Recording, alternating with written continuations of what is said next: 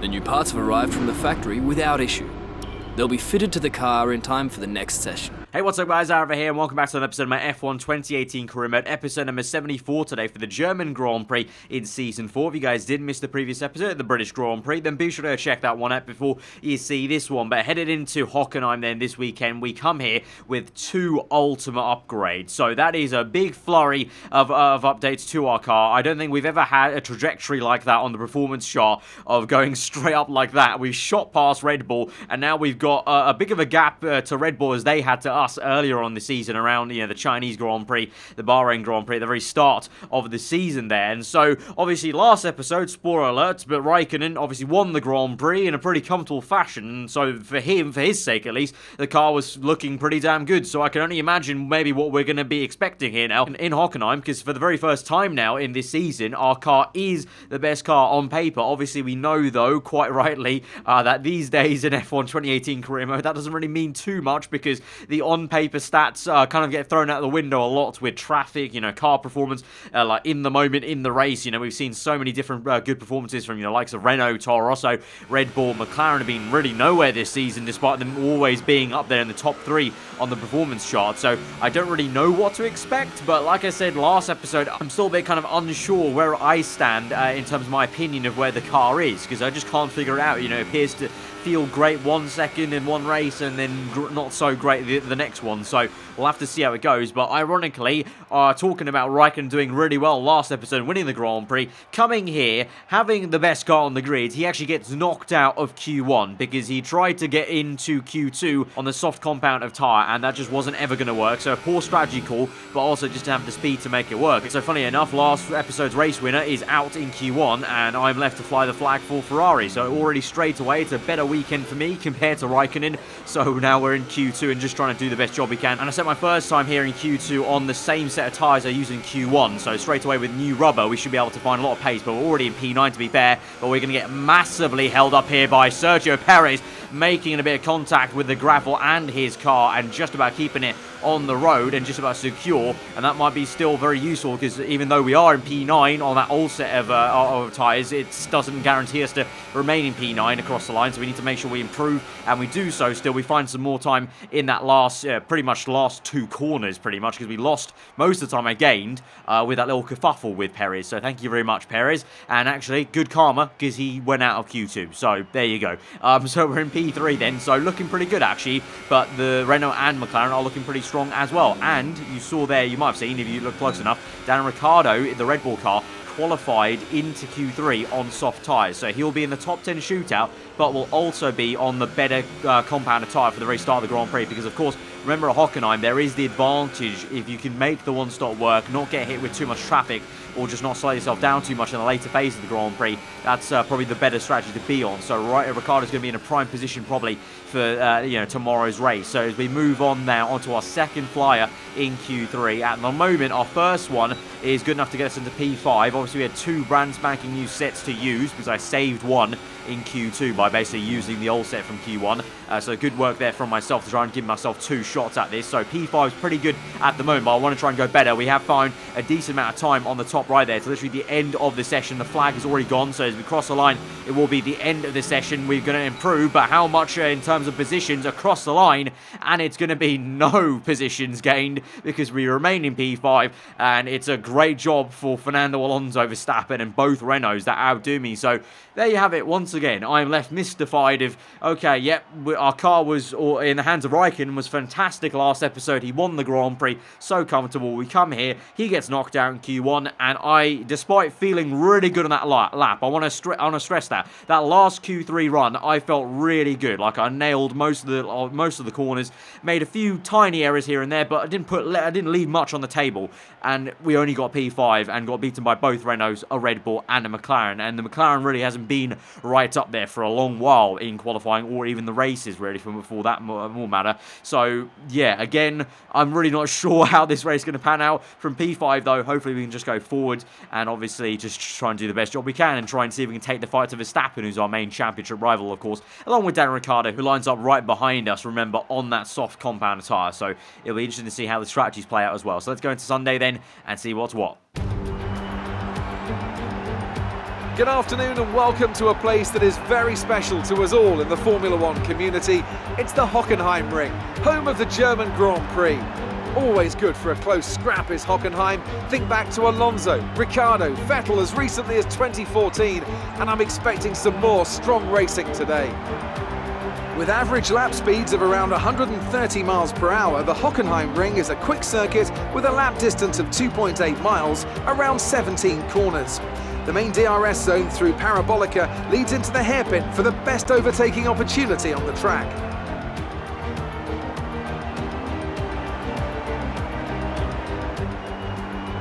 Anthony Davidson joins me again for the race today. Let's talk about the engineer. That was a great podium in the last race, so can they keep that momentum going this weekend? There are never any guarantees in this business, but certainly the performance last time out would have boosted their confidence coming into this one. We're almost ready to go then, and this is what the starting grid looks like for today's race. Fernando Alonso has a good view of turn 1 from his pole position slot, and Max Verstappen lines up alongside. Looking down the rest of the grid we have Sainz, Hülkenberg, the engineer, and Ricciardo, Van Dorn, Magnussen, Hartley, and Pierre Gasly, Grosjean, Leclerc, Valtteri Bottas, and Hamilton, Ericsson, Ocon, Kimi Raikkonen, and Sergei Sorokin. Perez, they'll be starting further back after an earlier grid penalty, and Lance Stroll rounds off the grid. And now it's time to head down to the track. Right, so here we are on the grid in P5, winding up to the German Grand Prix. Pretty sunny skies here in Hockenheim, and doesn't look like there's going to be any rain forecast for the entire race, so pretty straightforward when it comes to the strategy. For us, sticking to the 2-stop ultra-soft tyres to 2 sets of soft compound of tyres. Of course, like I mentioned with Daniel Ricciardo, there are going to be all the people outside the top 10 and Ricciardo maybe trying a 1-stop, soft to mediums maybe. We'll have to see how that goes. In the recent previous 3 seasons, the 1-stop has looked pretty good around here, but if you have enough pace in the car, the 2-stop can still work very well. So let's see if we can make that work. We had a bit of a confusing and frustrating time last episode of the British Grand Prix. Let's hope it can be a better one here in Germany as we go to 5 red lights for the Grand Prix, and we're underway. It's a great start there compared to Nico Hülkenberg and Carlos Sainz, who bogs down. Going to turn 1. Can we make the move on the outside of Hülkenberg? We might be able to, because now Sainz has made some contact on the exit with Hülkenberg. He's still on my right as I desperately look behind me and trying to see where he is. He's going to dive on down the inside, but he's gone way too deep. We're going to cut back now very nicely for a switchback move on the outside of that left-hander. Kink, and we're up into P4. Very nice move done. And now Van Dorn can chase off and go side by side with Hülkenberg as we go to the hairpin. Meanwhile, up ahead, it looks like it's going to be Carlos Sainz attacking Verstappen. Sainz going to go for second place in the Grand Prix, and Verstappen down to P3 maybe as Alonso waltzes off in the distance. Sainz hasn't finished off the move quite yet as Verstappen tries to hang on the outside. There's been a bit of contact. I think that was some carbon fibre on the right-hand side of the screen that went away from Verstappen's car, and Verstappen's front end looks a little bit twitchy there. And so I think Sainz is up into P2, but I think Verstappen actually came off very badly there. And I think he might have front wing damage. I think a cascade element fell off the car as they went through what is usually a very easy flat-out right-hander. But when you're side by side, you have to give a little bit of room and lift off a tad. And maybe Verstappen just didn't get that from Sainz already as he kind of forced him wide. Because now, in the last 2 corners here, look how much I'm getting early on the throttle compared to Verstappen there. So clearly he's got some downforce issues, because that Red Bull, we've seen it before, how good on traction it is and acceleration. So there's no reason why he should be backing out a lot earlier than me on the power on the exit of the corner. So I think he definitely has damage to that front wing. So we're going down the inside then. Can't quite get it just yet because we lose the back end a tad. We're going to have to wait until the main straight then. We're going to dart left then go right. So a bit of a shimmy, shake and fake. ERS up into overtake mode, rich mix, but no DRS, remember, because it's only lap 2. So we're still kind of neck and neck as Verstappen pulled very aggressively to the left-hand side on the racing line. I go way too deep into that corner, and Verstappen makes a nice switch back there to the inside for the next part. We're going to squeeze him a little bit towards the right-hand side, then move back and give him the room on the outside, but we can swing round. You can see there is the lack of downforce, because that is usually an easy corner for a Red Bull car, and Verstappen backed off right there, and through the next right-hander, you can see on the mini-map now, I've already got a huge gap to Verstappen, and so, yeah, I think Sainz really did was in the wars with him, obviously. I don't know if, obviously, the FIA might look into that. I don't know if Sainz might have a penalty. It's not, unheard of Sainz to have a penalty that I found out about later. Obviously, that's how he ended up winning the French Grand Prix. Indeed, so I'll have to check that later and see if anything was said about that. But we set the purple lap of the Grand Prix on towards lap 4, so clearly we've got a decent amount of pace in the car, as you would hope in a way, being the fastest car on the grid now into this weekend for the first time this season, down the inside now of the Spaniard, trying to get P2 and trying to spoil the party somewhat. And also I kind of have more of my eyes set on Fernando Alonso up ahead, who so far has had a very easy time in this Grand Prix and is pretty much doing the kind of domination he was used to in Season 3 last year when I was at the team. We make a very nice move there on Sainz, switch from the right to the left hand side of the circuit, leave him kind of looking around in the mirrors, and so we're going to be up into P2, but straight away on that lap we will match Alonso and we'll come in for the pit stop. The first pit stop very early, you would think, from the ultra soft tyres to the soft tyres, but the ultras really don't last too long around Hockenheim. There's a good reason why Ricciardo wanted to avoid that tyre at the very start here of this Grand Prix, because he's obviously the only guy in the top 10 that was on soft. So I'm actually quite curious to see where Ricciardo now might end up in the pecking order. Obviously I think he probably will end up leading the Grand Prix, probably, because he will be the leader of everyone on soft tyres, whereas everyone else will be pitting right about now or next lap on lap 5 as we go around the outside of the Williams car and now try and push on to Lance Stroll. Big gap to him. And speaking about pit stops on the next lap, lap 5, Carlos Sainz makes his pit stop finally then for the soft tyre. He's going to come out actually ahead of us somehow, so he's made an overcut work here. I don't know how that's worked out. I don't remember the overcut being that great around Hockenheim historically, but there you go. Sainz somehow jumps us there. I guess maybe turned the party mode on in the works Renault car, and so now he's ahead of us and he's already past Stroll in this traffic phase. So we're going to try and get past the Canadian very, very close on the inside there. Definitely have to hold my breath there, because that's not usually a place you want to make an overtake, especially if it's a slower car on the exit of the corner, but we made it work and we're up into P13 now, and we'll chase after that yellow car up ahead of Sainz and try and kind of basically make our way through the traffic with him, and if we can at the same time, would be ideal, is overtake him at the same time. So if he can maybe get held up by traffic and we can just scoot past him and a slower car, that'd be ideal. But for now he's doing a great job at basically putting cars in my way as obstacles. You can see there Ericsson like perfectly just in the middle of the track, like an absolute mobile chicane, and that was all Sainz doing down the inside. It was a great move, to be fair, from Sainz into turn 1, but he really is pretty much doing like a bit of a Mario Kart kind of scenario, throwing cars in my way as he gets past his traffic. But now he's met his match. Sergio Perez there in the rather annoying Force India car is obviously a car that's annoyed plenty of cars in seasons gone by with, being in a bit of an awkward position. That Force India is fast enough in a straight line to kind of bother people, but not fast enough in the corners to kind of, keep the pace up. And so here we're trying to overtake Carlos Sainz, but instead he fancies a move on Perez. So annoying. I thought I could maybe have a sniff at Sainz. Instead, he's having to go at Perez, and he's done a great job, to be fair. Very aggressive driving here from Carlos today around Hockenheim. It's a great move on the outside of Sergio Perez in the last two corners there. And so now can we try and get past the Mexican in some swift fashion as well as we go through turn 1. Very nice exit there. DRS open on the right hand side. Perez squeezing me somewhat, and Verstappen is out of the German Grand Prix. The championship leader is having a DNF here at Germany, and that's now changed the entire game, because let's forget about where I'm going to be in the race in terms of if I'm aiming for a podium or higher or whatever. Now he was 9 points, I believe, ahead of us in the championship, I think, if I remember correctly from last episode. So now, minimum, if we just get like P5 in this Grand Prix, we'll take the lead of the Drivers' Championship. So that is absolutely fantastic news for us. It's a bit of luck that we didn't have from the Spanish Grand Prix to Monaco. Such bad luck at those two rounds. Kind of comes back in a bit of karma, and we finally get some good luck for us and some bad luck for Verstappen. So we move on to take a look at my teammate, of course, Raikkonen, who got knocked out in Q1. So as we chase Sainz up ahead on track, this is Raikkonen. He started on the soft tyres and he's in a whole heap of traffic, but he's going to go try and make a move on not only Bottas, that is, I think, but also on the outside of Romeo and Grosjean. They're trying to make a double overtake, and I think he's just done it there. If he gets enough straight line speed, I think the Haas just about has it. But no, there goes Kimi now in 8th gear, climbs up, finds the extra pace, and he's made a really nice double overtake then, and he's up into 2nd place on track, because that was Daniel Ricciardo's Red Bull car in 1st. Remember, Ricciardo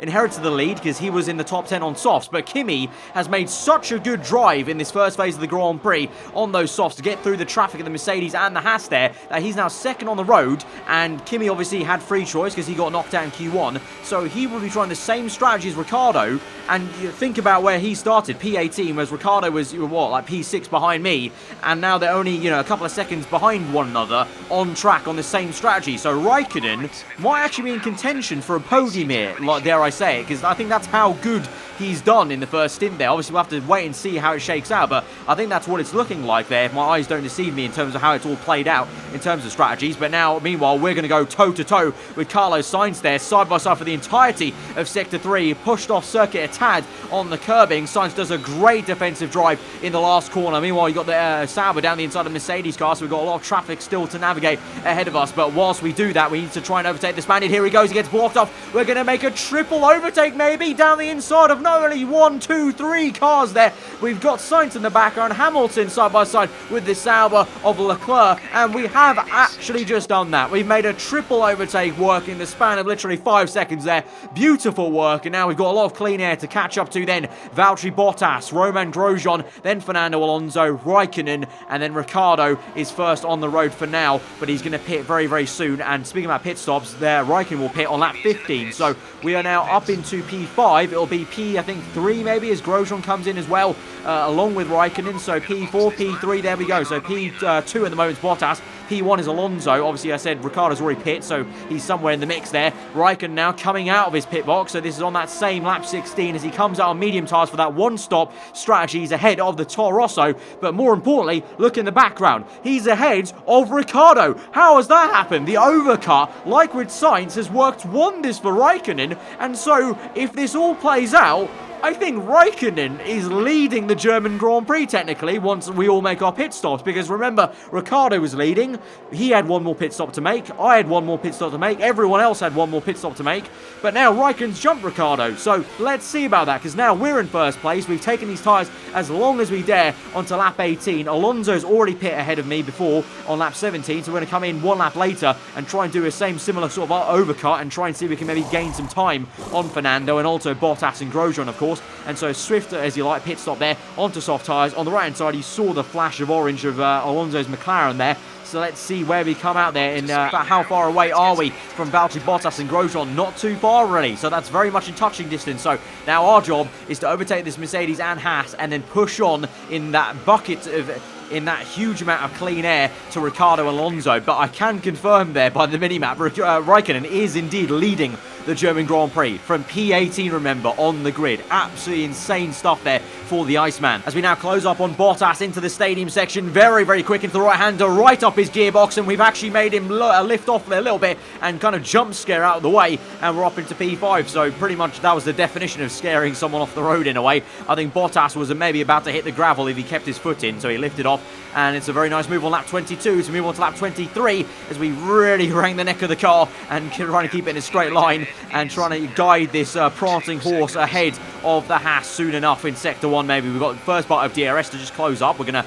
take it nice and easy into the right-hander then as Pierre Gasly sets the fast lap of the Grand Prix. So the Toro Rosso having some late pace here this afternoon around Hockenheim. But here we go now. Main straight, second bite of the cherry of DRS. ERS on overtake mode. Rich mix going as well. We pull to the right. It's going to be a very easy and simple move on the Haas on medium tyres. And remember, Ricciardo, Alonso and Raikkonen all on medium tyres, I think. And of course, we have got a car that is at the moment leading the Grand Prix. And if Ricciardo and Alonso fight enough, who knows? So I think we might have a really good shot in this Grand Prix to maybe get onto the podium and try and do the same sort of job we did at Silverstone, or maybe make up for Silverstone in a way, because here Ricciardo goes, and what did I talk about? These guys fight enough. We're there in the background. That's our car in the distance coming up and closing up on these guys, and they continue to fight and squabble. They're going to lose time to each other and also to me. And so here goes now Alonso to re-overtake Ricciardo up into second place now for the Spaniard. Obviously, he'll be a little bit pissed off, to be honest, to see Raikkonen's Ferrari up in first place, because obviously Alonso was leading for so long in this Grand Prix. But it's that standard thing that I said, that the one stop is really quite powerful around Hockenheim. You have to have a very good car to make a two stop actually work out well for you. Obviously Alonso can now maybe try and waltz away and get Raikkonen, but not before I have a question to say about it, because we might try and close up on both of them, because we are going really fast now. Purple in that second sector on lap 32 now, with 2 laps to go in this Grand Prix after we finish this one, and I'm sensing we could get the second place, you know. We could make it a very, very tasty 1-2 for Ferrari. A very odd one indeed, because the lead Ferrari would be the one who got knocked out in Q1 and started P18, and the second guy would be the one who qualified in P5. So that'd be a little bit embarrassing also in a tiny way, but again, just confusing. So I said we wanted to try and get away from the confusion of last episode. Clearly, that's not happening this episode, because I don't know how Kimi's actually done it, but there you go. But we're now going to go for a very tasty move on Ricciardo around the outside of left-hander there. A little bit off-circuit on the curbing, but we make it work up into third place, and the podium position is ours. And now we can chase after that car in orange, our old teammate from last season, Fernando Alonso. We have many scraps with him so far this season, but none have really been for high enough positions to kind of match the kind of good rivalry we had in Season 3. But here we go now for second place, a good haul of points today, especially considering where Verstappen is, which is sat back in the paddock, retired from this Grand Prix. So this could be 18 whole points to catapult us into the lead of the Drivers' Championship here after this race is over and the checkered flag's fallen. So here we go into the last lap of the Grand Prix, lap 34. Good turn 1, DRS open for us, but also Alonso, because he got it off that blue flag car, the Williams I think that was. So now again, like with Ricciardo, making sure we're nice and tight on the right, then the left, open up DRS when we get to the line just about now, open ERS onto overtake mode, rich mix going on the left hand side. Fernando will squeeze us a little bit to the curbing there, but it's just a futile effort. Our car waltzes past, and we've actually made it second place in this Grand Prix. The car is an absolute dream at the moment. That car flew from P6 to P2 just like that. The car really came alive on low fuel conditions here on the soft tyres, and it was really driving like a car I want to drive for the rest of the season. So here's hoping this is the beginning of having a consistent good Ferrari underneath this. But it's going to be a 1-2 then for Ferrari, and an amazing victory for Kimi Räikkönen from P18 to P1. It's 2 wins on the trot for my teammate. GG's, but there we go, a 1-2. Absolutely fantastic day for Ferrari as a team there. That's going to really do well in the constructors. But hang on, we've gone across the line and it says we're in P5. That's a fantastic performance from Ferrari. It hardly looked in doubt. And I have to wonder, Anthony Davidson, just what set them apart from the competition here. Well, when you overtake that many people, I'd certainly hope you'd win the race. Their car was really effective in the slipstream here today, and the team will be pleased that they didn't cook the engine, given how long they were spending in the hot air behind other cars. They had a lot of confidence to push their tyres hard as well, especially going into the corners, which allowed for some late braking and some exciting passes. And as we can see, it's time for the podium, and as the drivers make their way out, there's a familiar red suit making its way to the top step. Fantastic win for Ferrari.